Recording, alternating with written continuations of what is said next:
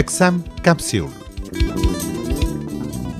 എല്ലാ ശ്രോതാക്കൾക്കും എക്സാം കാപ്സ്യൂളിലേക്ക് സ്വാഗതം. ഇന്ന് HST മാത്തമാറ്റിക്സ് പരീക്ഷയുടെ 4ാം മൊഡ്യൂളിനെ കുറിച്ച് സംസാരിക്കുന്നു കോഴിക്കോട് ടീച്ചേഴ്സ് അക്കാദമിയുടെ mathematics course coordinator Akshay Kumar. HST mathematics 4ാമത്തെ മൊഡ്യൂൾ പ്രധാനമായും ഡിഗ്രി ക്ലാസ്സുകളിൽ പഠിക്കുന്ന അനാലിസിസ് എന്ന ഭാഗവുമായി ബന്ധപ്പെട്ടതാണ്. ഈ മൊഡ്യൂളിൽ റിയൽ അനാലിസിസ്, കോംപ്ലക്സ് അനാലിസിസ് എന്നീ ഭാഗങ്ങൾ ഉൾപ്പെട്ടിരിക്കുന്നു. പോയിന്റ് സെറ്റ് ടോപ്പോളജി, ശ്രേണികൾ അഥവാ sequences, series, test of convergence, Riemann integration, complex numbers അഥവാ സമ്മിശ്ര സംഖ്യകൾ, കോംപ്ലക്സ് ഏകതങ്ങൾ, analytic functions, Taylor and Laurent series എന്നിവയാണ് ഈ മൊഡ്യൂളിൽ പഠിക്കേണ്ട പ്രധാനപ്പെട്ട ഭാഗങ്ങൾ. പോയിന്റ് സെറ്റ് ടോപ്പോളജി കഴിഞ്ഞ പരീക്ഷകളിൽ 2 മുതൽ 3 ചോദ്യങ്ങൾ വരെ വന്ന ഭാഗമാണ്. പ്രധാനമായും പരിബന്ധ ഗണങ്ങൾ അഥവാ ബൗണ്ടഡ് സെറ്റ്സ്, ഒരു ഗണത്തിന്റെ സുപ്രിമം, ഇൻഫിമം, നെയ്ബർഹുഡ് അഥവാ പരിസരം, ഓപ്പൺ സെറ്റ് അഥവാ വിവൃത ഗണം,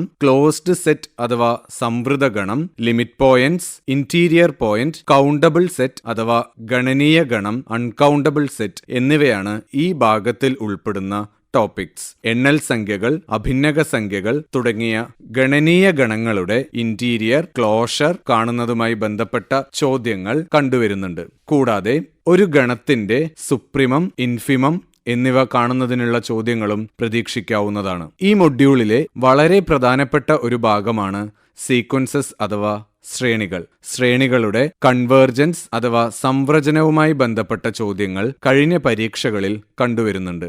ഇതോടൊപ്പം തന്നെ പ്രധാനപ്പെട്ട ഭാഗങ്ങളാണ് മൊണോട്ടോണിക് സീക്വൻസസ് അഥവാ ഏകദാന ശ്രേണികൾ, സബ് സീക്വൻസ് അഥവാ ഉപശ്രേണികൾ. ഏകദാന ശ്രേണികളുടെ സവിശേഷതകൾ, അവയുമായി ബന്ധപ്പെട്ട പ്രധാന വസ്തുതകൾ എന്നീ ഭാഗങ്ങളിൽ നിന്നെല്ലാം ചോദ്യങ്ങൾ പ്രതീക്ഷിക്കാവുന്നതാണ്.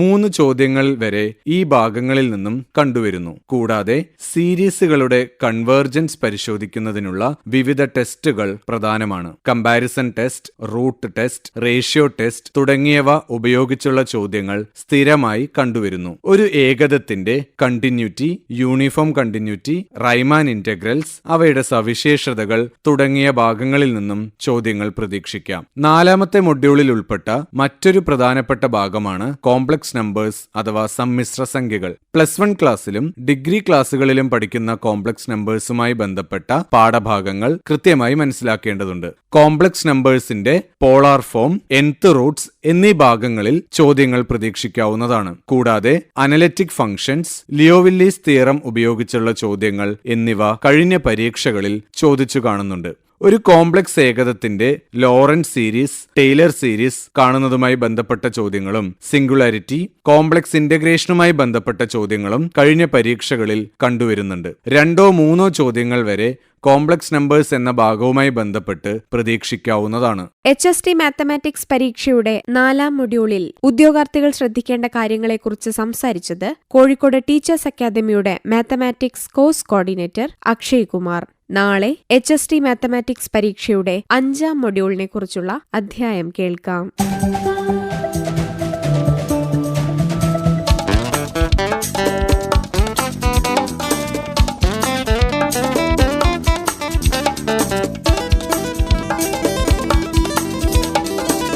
Exam capsule.